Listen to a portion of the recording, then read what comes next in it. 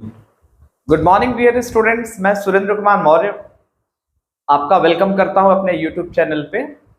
आज मैं आपको direct and indirect speech narration पढ़ाने वाला हूं, जिसको दूसरे शब्दों में नरेशन भी कहते हैं।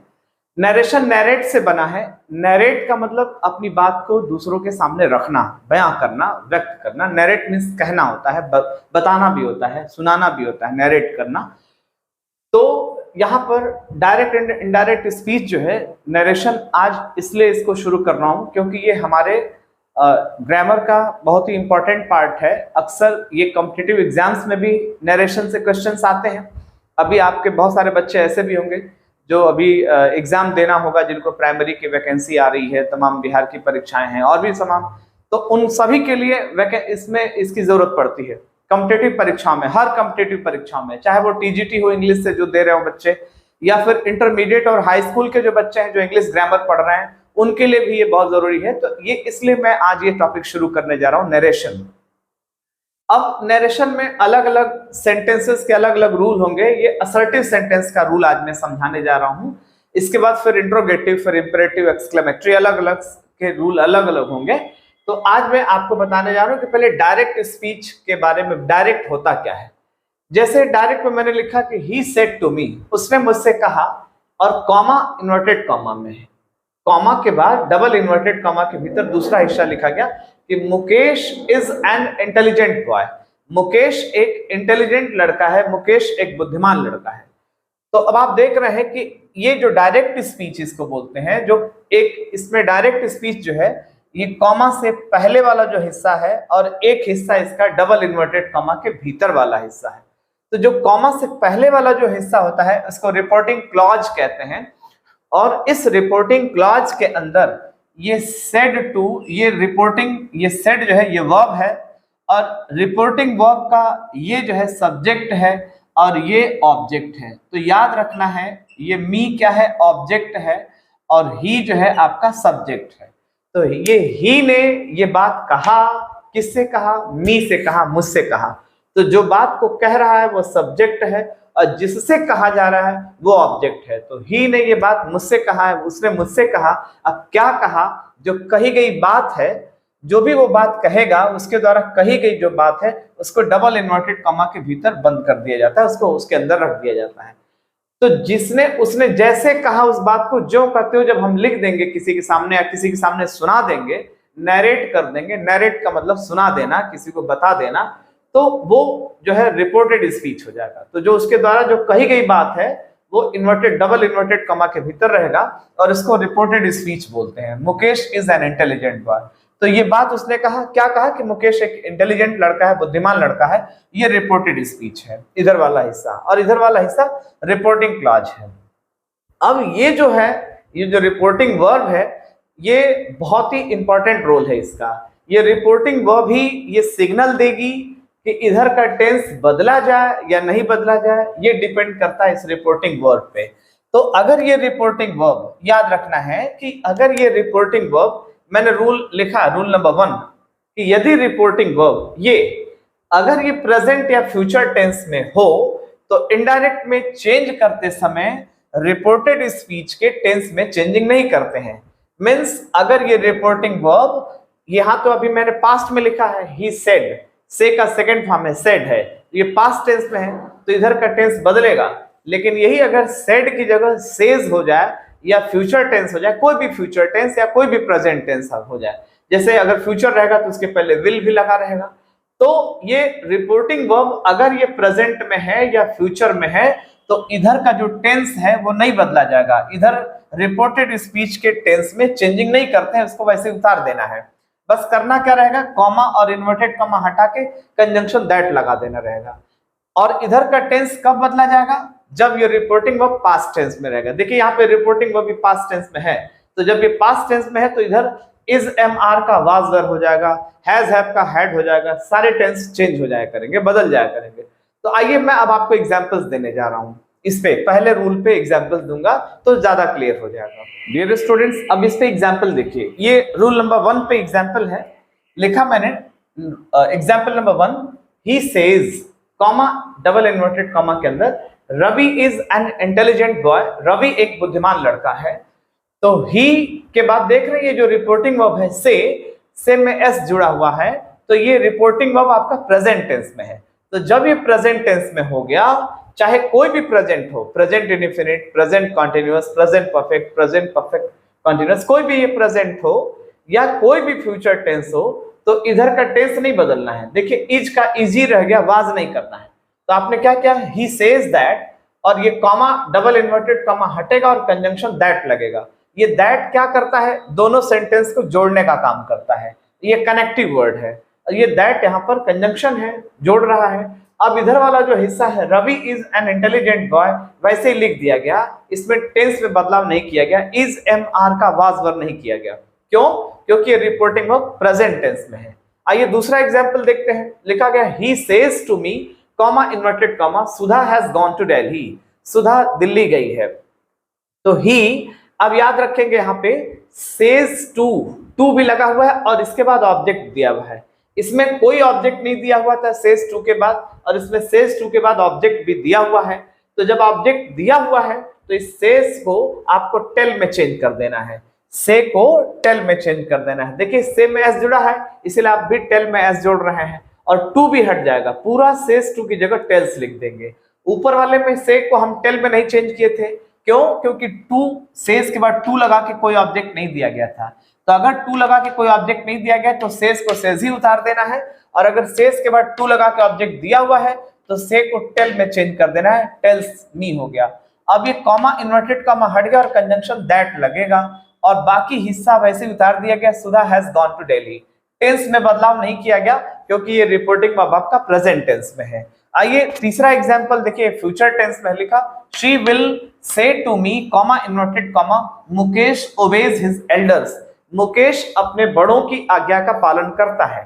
तो शी विल, अब से टू को हमने टेल में बदल दिया क्योंकि टू के बाद ऑब्जेक्ट भी दिया हुआ है। तो हम जब भी से के बाद टू लगा के ऑब्जेक्ट दिया रहेगा तो से को हम टेल में बदल देंगे और टू भी हटा देंगे। तो से टू की जगह हमने टेल लिख दिया, शी विल टेल मी। अब ये कॉमा इन्वर्टेड कॉमा हटा और कंजंक्शन लगा दैट, और बाकी हिस्सा मुकेश ओबेज हिज एल्डर, जैसे है वैसे ही, टेंस में चेंजिंग नहीं किया गया, वैसे ही उतार दिया गया क्योंकि ये रिपोर्टिंग आपका फ्यूचर टेंस में है। तो बस यही रूल नंबर 1 में याद रखना है कि यदि रिपोर्टिंग में प्रेजेंट टेंस हो या फ्यूचर टेंस हो, फ्यूचर रहेगा तो इसके पहले विल लगा रहेगा। तो समझ जाएगा कि इधर का टेंस आपको जो कहते हैं वैसे उतार देना है, बस कंजंक्शन दैट लगा करके। अब मैं आपको दूसरा रूल पढ़ाने जा रहा हूं, रूल नंबर 2, जिसमें इधर का टेंस बदलेगा। तो कब बदलेगा? जब इधर का रिपोर्टिंग वर्ब ये जो है जब पास्ट टेंस में रहेगा तब ये यहाँ पे सेज की जगह सेड हो जाएगा, या फ्यूचर की जगह ये भी से को जब सेड कर दिया जाएगा तो इधर का टेंस बदलेगा। आइए अब रूल नंबर 2 हम लोग देखते हैं। अब आइए देखते हैं रूल नंबर 2। मैंने लिखा यदि रिपोर्टिंग वर्ब पास्ट टेंस में हो, मींस यदि रिपोर्टिंग वर्ब पास्ट टेंस में हो तो इनडायरेक्ट में चेंज करते समय रिपोर्टेड स्पीच के टेंस में हम परिवर्तन करेंगे। और कैसे परिवर्तन करेंगे, that is given as follows. जैसे नीचे दिया गया है उसको उस हिसाब से चेंज करना है। जैसे डायरेक्ट और इनडायरेक्ट में, जब डायरेक्ट में रहेगा, जैसे प्रेजेंट इंडेफिनिट है तो इसको पास्ट इंडेफिनिट में चेंज कर दीजिएगा। प्रेजेंट कॉन्टिन्यूअस टेंस है तो इसको पास्ट कॉन्टिन्यूअस में चेंज कर दीजिएगा। प्रेजेंट परफेक्ट है तो पास्ट परफेक्ट में, प्रेजेंट परफेक्ट कॉन्टिन्यूअस है तो इसको पास्ट परफेक्ट कॉन्टिन्यूअस में, मतलब जिस भी प्रेजेंट में रहेगा ठीक बस उसी प्रेजेंट को हटा के आप उसको पास्ट लिख दीजिएगा, बाकी वैसे ही रहेगा, परफेक्ट रहेगा ही। प्रेजेंट की जगह बस आप पास्ट लिख दीजिएगा, कॉन्टिन्यूअस रहेगा ही। बस प्रेजेंट की जगह आपको क्या लिख देना है, पास्ट, इंडेफिनिट रहेगा ही। तो बस आपको पास्ट पास्ट कर देना है, बाकी ये इंडेफिनिट, कॉन्टिन्यूअस, परफेक्ट और परफेक्ट कॉन्टिन्यूअस ठीक वैसे ही सब कुछ रहेगा। अब आइए और भी कुछ चेंजेस हैं उसको भी हम बता देते हैं आपको, फिर एग्जाम्पल देते हैं। अब देखें कुछ और टेंस के चेंजेस। जैसा कि मैंने कहा था कि जब प्रेजेंट रहेगा तो उसका जस्ट पास्ट हो जाएगा।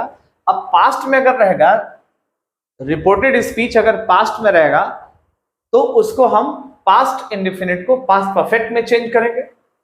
पास्ट कॉन्टिन्यूअस है तो इसको पास्ट परफेक्ट कॉन्टिन्यूअस में चेंज करेंगे। पास्ट परफेक्ट है तो उसको नो चेंज, और पास्ट परफेक्ट कॉन्टिन्यूअस में है तो भी उसको नो चेंज, उसको नहीं बदलना। मतलब पास्ट परफेक्ट और पास्ट परफेक्ट कॉन्टिन्यूअस में अगर है डायरेक्ट स्पीच में तो आप उसको चेंज मत करिएगा, वैसे उतार देना है। और अगर डायरेक्ट स्पीच में विल आया है तो विल को वुड में करिएगा, शैल को शुड में करेंगे, कैन का कुड हो जाएगा, मे का माइट हो जाएगा। और अगर पहले से डायरेक्ट स्पीच में वुड आया हो, शुड आया हो, कुड हो, माइट हो, हैड बेटर हो, नीड नॉट हो, तो ये सबको नो चेंज, इसको नहीं बदलना है, वैसे ही ज्यों का त्यों लिख देना है। Would, should, could, might, had better और नीड नॉट को वैसे लिख देना है। आइए कुछ और चेंजेस हैं उसको भी हम बताते हैं। अब इसमें भी कुछ देखेंगे, जो ये एडवर्ब ऑफ टाइम है या एडवर्ब ऑफ प्लेस है, इनको भी देखते हैं। जैसे टुडे आ गया तो टुडे को हम दैट डे में चेंज कर देंगे।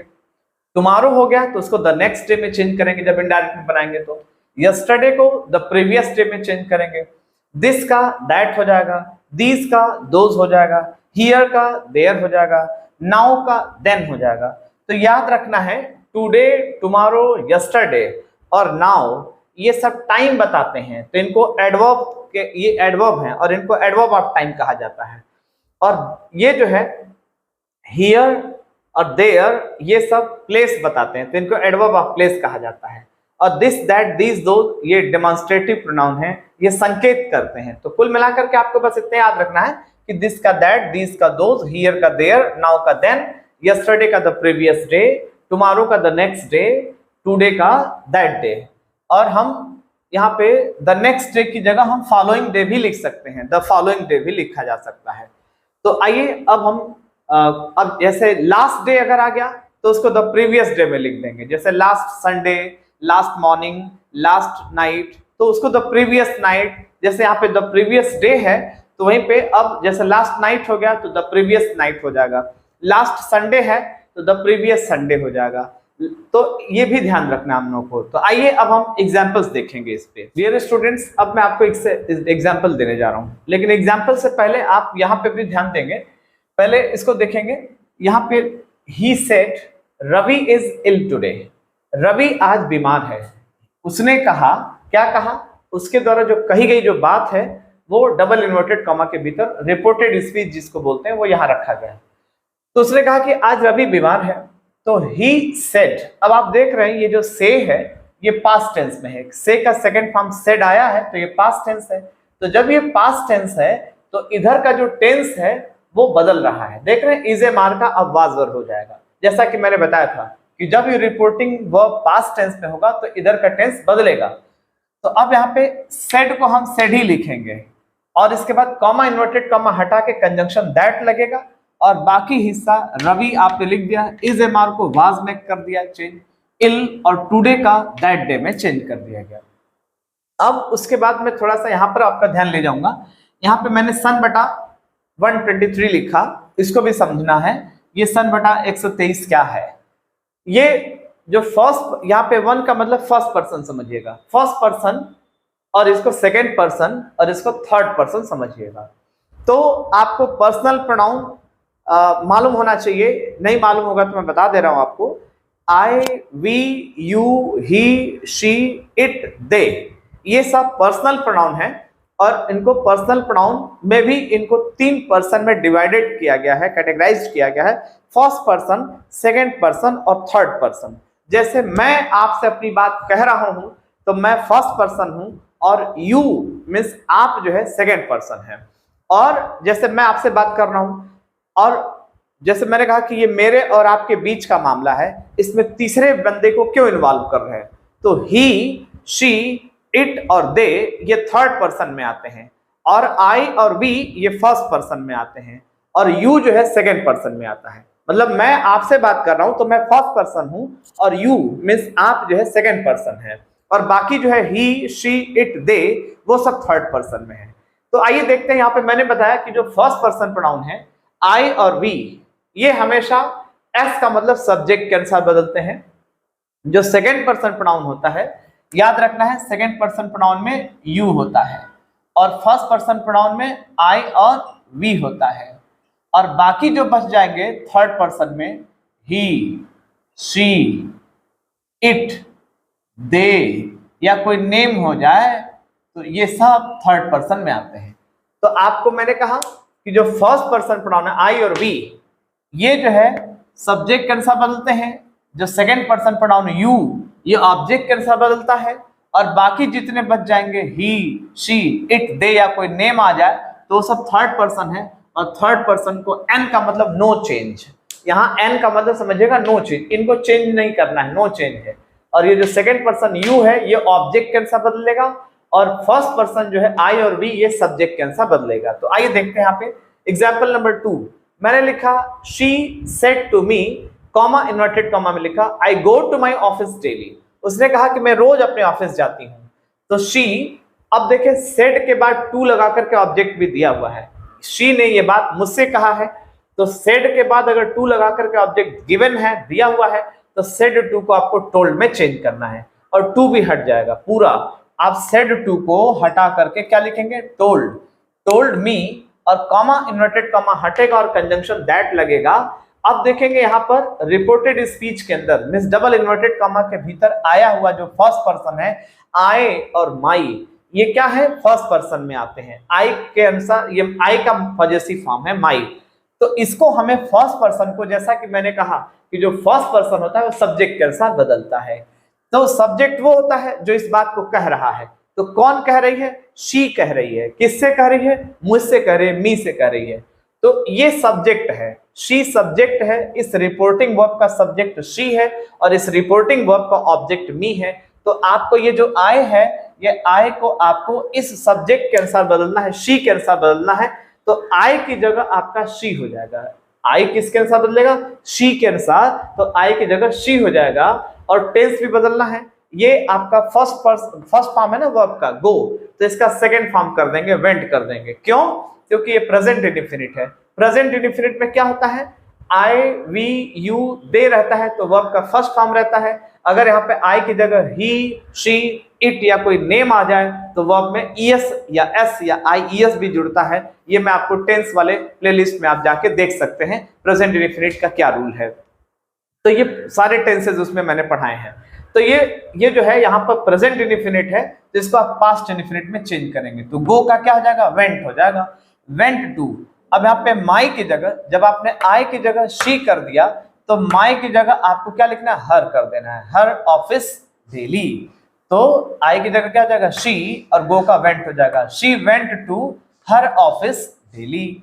अब तीसरा एग्जांपल देखते हैं, Rakesh said to me, comma inverted comma में, you do not help me now, means अब तुम मेरी हेल्प नहीं करते हो, अब तुम मेरी मदद नहीं करते हो। तो राकेश सेड टू का टोल्ड हो जाएगा। आपने क्या किया, सेड के बाद टू लगा के ऑब्जेक्ट दिया तो उसको टोल्ड में कर दिया, टोल्ड मी। अब कॉमा इन्वर्टेड कॉमा हटेगा और कंजंक्शन दैट लगेगा। और यू सेकंड पर्सन प्रोनाउन है तो यू को आप बदलेंगे ऑब्जेक्ट के अनुसार, मी के अनुसार। जैसा कि मैंने कहा कि जो सेकंड पर्सन प्रोनाउन होता है वो ऑब्जेक्ट के अनुसार बदलता है, यू जो है सेकंड पर्सन में आता है। तो यहाँ पर ऑब्जेक्ट कौन है, मी। ये बात किससे कही जा रही है, मुझसे कही जा रही है। राकेश ने मी से कहा, मुझसे कहा है, तो मी के अनुसार यहाँ पर आई हो जाएगा। और डज नॉट डू नॉट को आपको डिड नॉट में चेंज करना है। तो देखें यू की जगह हमने आई कर दिया, फिर डिड नॉट कर दिया, डिड नॉट हेल्प। अब ये देखें ये आई का पार्ट है, ये मी आई वाली फैमिली का है, फर्स्ट पर्सन है, तो इसको सब्जेक्ट के अनुसार, राकेश के अनुसार यहाँ पर मी की जगह हिम कर देना है और नाउ का देन हो जाएगा। आइए कुछ और एग्जांपल्स देखते हैं। Example number 4, Rekha said to the teacher, comma inverted comma में, sir, comma you forgot to teach me this topic yesterday, full stop, inverted comma closed. Indirect में जब चेंज करेंगे तो रेखा, अब याद रखना है जब भी सर या मैडम रहेगा तो ये सर या मैडम हटा देंगे और उसकी जगह हम रेस्पेक्टफुली लगाएंगे। क्यों, क्योंकि जो सर या मैडम रहता है तो ये जो है किसी को सम्मान देने के लिए यूज किया जाता है। तो ये जो सर या मैडम है, आप याद रखेंगे कि इसको आप हटा देंगे और बदले में क्या लगाएंगे, रेस्पेक्टफुली लगाएंगे। क्योंकि सर या मैडम किसी का नाम नहीं है, ये तो हम सम्मान देने के लिए किसी को यूज करते हैं सर या मैडम शब्द। तो जब भी सर या मैडम रहेगा तो उसको हटा के आप क्या लिखेंगे, रेस्पेक्टफुली। तब सेड टू का क्या हो जाएगा, टोल्ड द टीचर। और रेस्पेक्टफुली हम कहाँ लिखेंगे, टोल्ड से पहले, क्योंकि ये एडवर्ब है, एल वाई जिसमें जुड़ गया है वो एडवर्ब है और वर्ब से पहले रखना है क्योंकि वर्ब को मॉडिफाई कर रहा है। तो respectfully told the teacher that, you बदलेगा। अब यू देखेंगे टीचर के अनुसार, ऑब्जेक्ट के अनुसार बदलेगा, ही हो जाएगा, क्योंकि सर है ना तो टीचर के रूप में मेल है तो यहाँ पे यू की जगह ही हो जाएगा। और ये पास्ट इंडेफिनिट टेंस है, वर्ब का सेकंड फॉर्म है forgot, तो इसको हम पास्ट परफेक्ट में चेंज करेंगे। पास्ट परफेक्ट में हैड, यहाँ पे ही हैड forgotten, देखिए पास्ट परफेक्ट को पास्ट इंडेफिनिट को पास्ट परफेक्ट में चेंज करना है। तो he had forgotten to teach, और मी जो है बदलेगा रेखा के अनुसार, यहाँ पे हर हो जाएगा to teach her, और दिस का दैट हो जाएगा दैट टॉपिक, और यस्टरडे का द प्रीवियस डे। याद रखना है यस्टरडे को द प्रीवियस डे में चेंज करना है। अगला एग्जाम्पल देखते हैं, पांचवा example, fifth. Mukesh said to his teacher, comma inverted comma, यहां पर सर की जगह मैडम मैंने यूज किया। Madam, I have completed the work which you gave me yesterday, full stop, inverted comma close.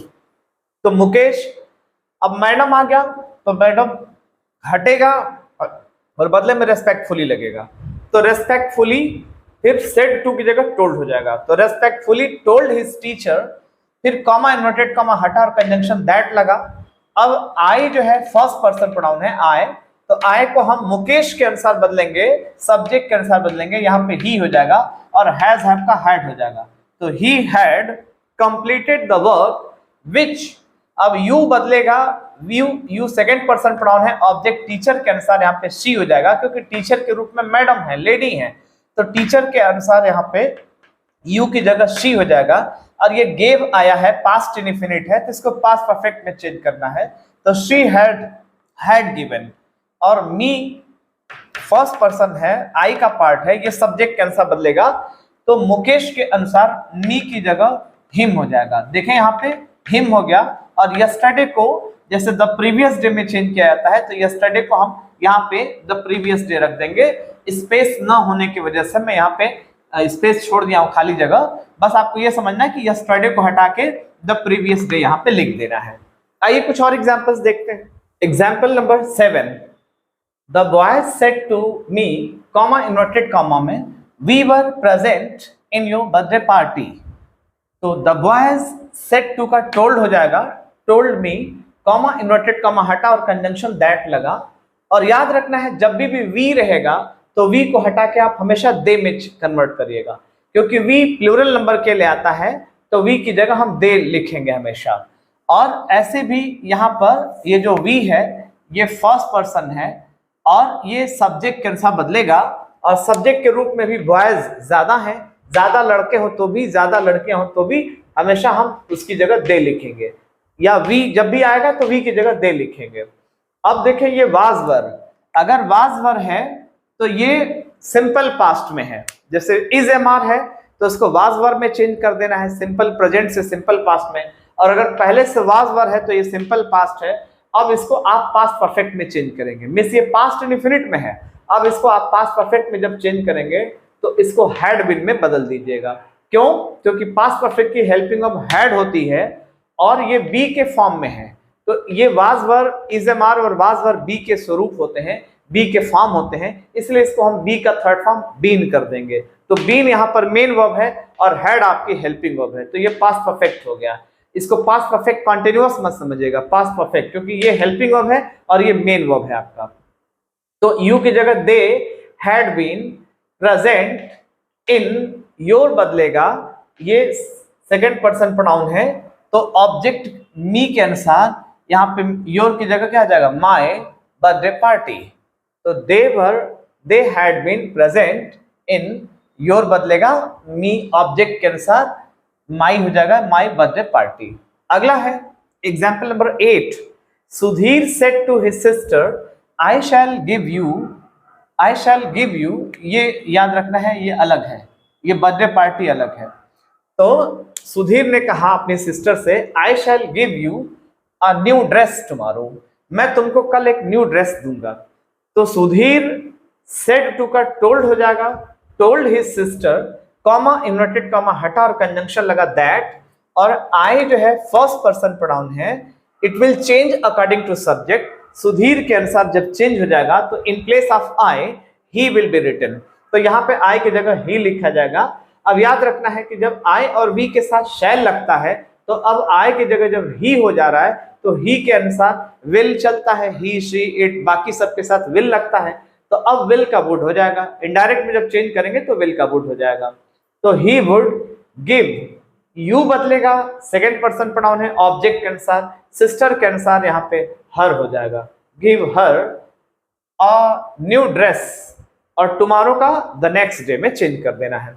ये example number 9, Rajesh said, comma inverted comma में मोनिका लिख के फिर कॉमा कर दिया गया, फिर लिखा you can solve, you can not solve your problem without my help. तो ये राजेश ने ये बात कहा, किससे कहा? मोनिका से कहा। याद रखेंगे इन्वर्टेड कॉमा के भीतर अगर कोई नाम इस तरह से आ जाए और कॉमा से उसको अलग कर दिया जाएगा तो इसको नॉमिनेटिव केस बोलते हैं। जरूरी नहीं है कि ये नाम शुरू में ही आए, हो सकता है सेंटेंस के लास्ट में भी इन्वर्टेड कॉमा के भीतर लास्ट में भी आ सकता है, लेकिन कॉमा से इसको अलग कर दिया जाएगा तो समझ जाएगा कि यही शब्द जो यहाँ पर ऑब्जेक्ट बन जाएगा।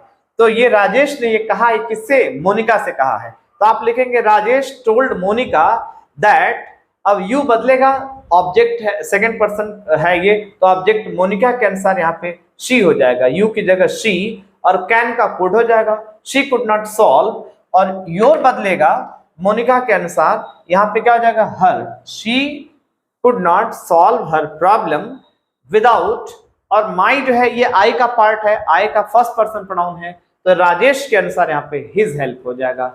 तो डियर स्टूडेंट्स, ये मैंने आपको रूल नंबर 2 के बहुत सारे एग्जाम्पल्स दिए। अब मैं इस तरह से मैंने 9 एग्जाम्पल्स दिए। अब मैं आपको कुछ अपवाद बताऊंगा, कुछ एक्सेप्शंस भी बताऊंगा, एक्सेप्शनल सेंटेंसेस जिसमें रिपोर्टिंग वर्ब भले ये पास्ट टेंस में है तो रूल ये कहता है कि ये रिपोर्टिंग वर्ब पास्ट टेंस में तो इधर का टेंस बदलना चाहिए, जैसा कि बदल रहा है। लेकिन कुछ ऐसी भी कंडीशंस हैं जहां पे भले ये रिपोर्टिंग वर्ब पास्ट टेंस में रहेगी फिर भी इधर का टेंस नहीं बदलेगा, रिपोर्टेड स्पीच का टेंस नहीं बदलेगा, उसको बोलते हैं एक्सेप्शन, मिस अपवाद। तो आइए हम कुछ एक्सेप्शनल सेंटेंसेस को भी देखेंगे, अपवाद वाले वाक्यों को। अब मैं आपको एक्सेप्शन वाले सेंटेंसेस बता रहा हूं जिसमें अपवाद है। अपवाद का मतलब कि रिपोर्टिंग वर्ब यहाँ पे देख रहे हैं, the teacher said, comma inverted comma में, the earth moves around the sun. तो यहाँ पर टीचर ने कहा, अब क्या कहा कि पृथ्वी सूर्य के चारों ओर चक्कर लगाती है, जो अर्थ है वो मूव्स करती है, घूमती है, अराउंड द सन, सूर्य के चारों ओर चक्कर लगाती है। तो यहाँ पर हम वैसे ही देखिए मूव्स का मूव्स ही लिख दिए, टेंस में परिवर्तन नहीं किए। The earth moves around the sun जैसे लिखा है एज इट इज वैसे ही हमने लिख दिया, क्योंकि ये यूनिवर्सल ट्रूथ है, ये सार्वभौमिक सत्य है। जब यूनिवर्स से संबंधित, ब्रह्मांड से संबंधित कोई सच्चाई वाली बात रहेगी तो वहां पे हम टेंस में परिवर्तन नहीं करेंगे। भले ये रिपोर्टिंग ऑफ सेड है, भले ये रिपोर्टिंग ऑफ पास्ट टेंस में है, बावजूद इसके रिपोर्टेड स्पीच के टेंस में चेंजिंग नहीं करना है। जैसे अभी आ गया कि उसने कहा कि the sun rises in the east, सूर्य पूरब में उगता है, या the sun sets in the west, सूर्य पश्चिम में डूबता है। तो ये सारी बातें यूनिवर्सल ट्रूथ है, सार्वभौमिक सत्य हैं, ये कभी बदलने वाली नहीं है। ये हमेशा पहले भी होता था प्रक्रिया, आज भी हो रहा है और कल भी होता रहेगा। इसलिए यहाँ पे टेंस में बदलाव नहीं करेंगे। अगर आपने टेंस में बदलाव कर दिया, न्यू रूल के हिसाब से अगर आपने मूव्स का मूव्ड कर दिया, प्रेजेंट से इसको पास्ट कर दिया, तो इसकी मीनिंग ये निकलेगी कि पृथ्वी सूर्य के चारों ओर चक्कर लगाती थी और अब नहीं लगाती है। मतलब चारों ओर चक्कर लगाती थी, जबकि लगाती है, अभी भी लगाती है और लगाती ही रहेगी, इसलिए इसको टेंस में नहीं बदलाव करना है। अगला है rule, my mother said to me, comma inverted comma में, honesty is the best policy. Honesty में एच को साइलेंट रखना है, प्रोनाउंसिएशन हमारा ओ से शुरू होगा। Honesty is the best policy, ईमानदारी सबसे अच्छी नीति होती है। तो माई मदर सेड टू का टोल्ड हो जाएगा, टोल्ड मी दैट। अब रूल के हिसाब से ये रिपोर्टिंग वर्ब पास्ट टेंस में है तो इधर टेंस बदल जाना चाहिए, इज एम आर का वाज वर हो जाना चाहिए, लेकिन यहाँ पर नहीं बदलेगा क्योंकि ये एक प्रोवर्ब है। प्रोवर्ब मींस कहावत या कोई इडियम्स आ जाए, फ्रेजेस आ जाए, तो वहां पे टेंस में बदलाव नहीं करना है, उसको एज इट इज जैसे है वैसे लिख देना है। तो बस आप कॉमा इन्वर्टेड कॉमा हटाएंगे, दैट लगाएंगे, ऑनेस्टी का एच स्मॉल में रखेंगे, बाकी वैसे ही लिख देना है, honesty is the best policy, क्योंकि ये प्रोवर्ब है। अगला third example, Ravi said to me, Ravi ने मुझसे कहा, India became free on 15 August 1947। तो रवि सेड टू का टोल्ड हो जाएगा, told me that India became free on 15 August 1947। क्यों? क्योंकि ये हिस्टोरिकल फैक्ट है, ऐतिहासिक सच्चाई है, हिस्ट्री से संबंधित बात है कोई, तो इसको वैसे ही लिख देना है जैसे, इसमें कोई टेंस में चेंजिंग नहीं करना है। क्यों? तो ये याद रखना है। और अगर कोई हैबिचुअल फैक्ट भी अगर आ जाए रिपोर्टेड स्पीच के अंदर, जैसे ही सेड टू मी, उसने कहा कि डॉग्स बार्क एट स्ट्रेंजर्स, जो कुत्ते हैं वो स्ट्रेंजर्स पे, अजनबियों पे, अननोन पर्सन्स पे भौंकते हैं, ये उनकी हैबिट होती है। तो वहां भी टेंस में चेंजिंग नहीं करना है। तो डियर स्टूडेंट्स, ये याद रखेंगे कि ये सारे एक्सेप्शन है। एक्सेप्शन का मतलब रिपोर्टिंग वर्ब भले पास्ट टेंस में है, फिर भी इधर रिपोर्टेड स्पीच के टेंस में हम बदलाव नहीं करेंगे इन परिस्थितियों में। कब? जब कोई यूनिवर्सल ट्रूथ, कोई प्रोवर्ब, कोई हिस्टोरिकल फैक्ट या कोई हैबिचुअल फैक्ट दिया हो तो आप वैसे ही लिख देंगे, बस कंजंक्शन दैट लगेगा, सेड टू का टोल्ड होगा, बाकी वैसे ही लिख देना है। तो इस तरह से ये हमारा असर्टिव सेंटेंसेस का जो इनडायरेक्ट में how to change into indirect speech from direct, तो it has been taught to you. मैं आपको पढ़ा चुका, ये मेरे द्वारा आपको पढ़ाया गया आज असर्टिव सेंटेंसेस का रूल नरेशन में। अब मैं नेक्स्ट लेक्चर में आपको इंट्रोगेटिव का क्या रूल होगा, इंपेरेटिव और एक्सक्लेमेटरी का क्या रूल होगा, ऑपरेटिव का क्या रूल होगा, तो मैं आपको अगले वीडियो में मिलूंगा इंट्रोगेटिव सेंटेंसेस का रूल लेकर के। तो आज के लिए इतना ही। That's all today. Thanks for watching this video and all of you stay happy, stay safe and always keep smiling. इन्हीं अपनी गुड विशेस के साथ अपनी बात को कंक्लूड करता हूं।